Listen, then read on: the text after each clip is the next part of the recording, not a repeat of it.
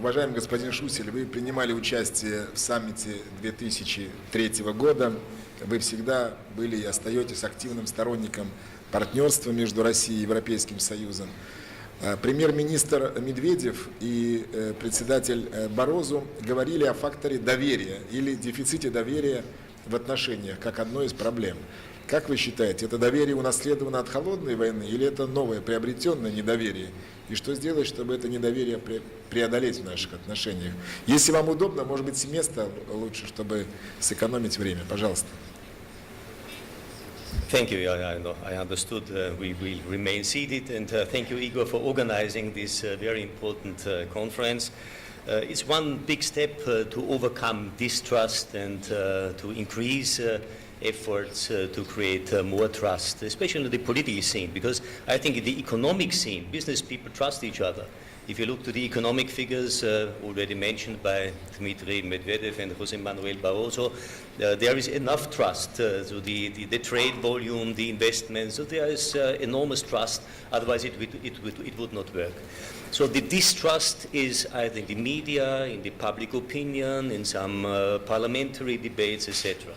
And my option would be, after the two very interesting speeches, how to revive the project. And the project, the Greater Europe, this is something we have to fill in with substance and concrete ideas.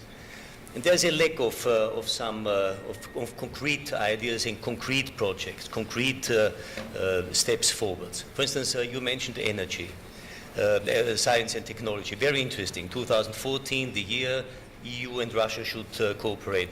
The most interesting thing would be to integrate fully Russia in the framework of research and development programs of the European Union, which is not the case. Israel, for instance, and Turkey are fully integrated. Why not Russia? It's easy. Russians could have a tremendous impetus and tremendous incentive to increase and to enrich the volume in science and technology, so why not integrate them? Second point, if we want to increase mutual trust and mutual interlinkages between think tanks, etc., you should really rethink, is it wise to blame some international think tanks as a kind of foreign agents? I think this is not necessary.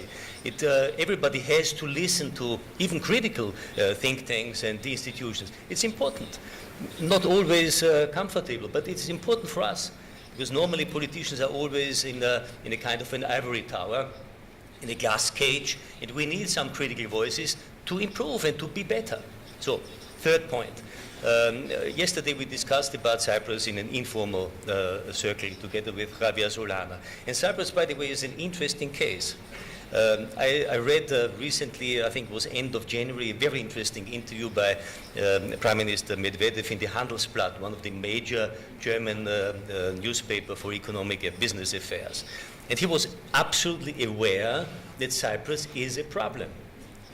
And he was aware that something has to be done. And of course, on the European side, we were also aware that something has to be done. Maybe the Cypriots were not as well prepared for that. So what we are lacking is a kind of an early warning mechanism. An early warning mechanism. What to do.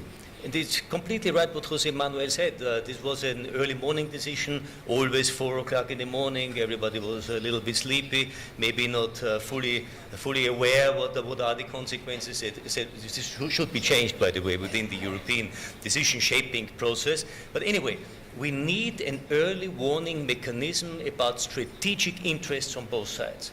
And Cyprus, by the way, this was Javier Solana yesterday mentioned, Cyprus could be an excellent example.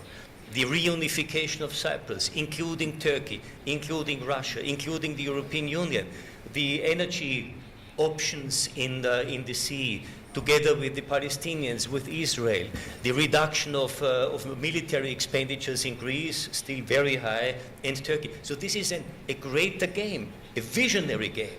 So we need an early warning mechanism, we need an early strategic mechanism. What is our Weltanschauung, our vision of the world of tomorrow?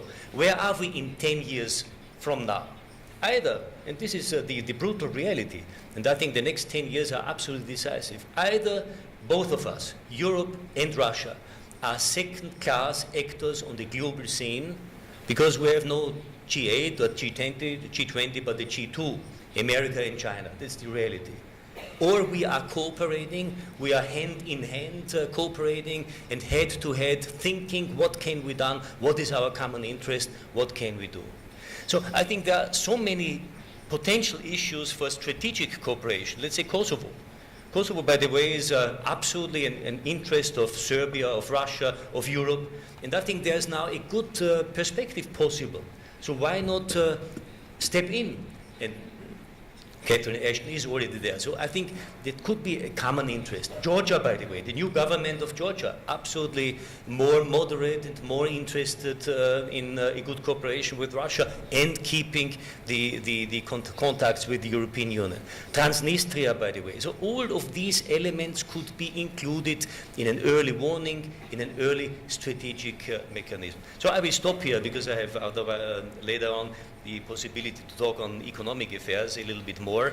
But I think the question is structure, we need a mechanism, and we need a strong leadership, so to say, personalities who are really burning to get these things, what Jose Manuel and Dmitry already mentioned, to make them possible. That's my approach to that.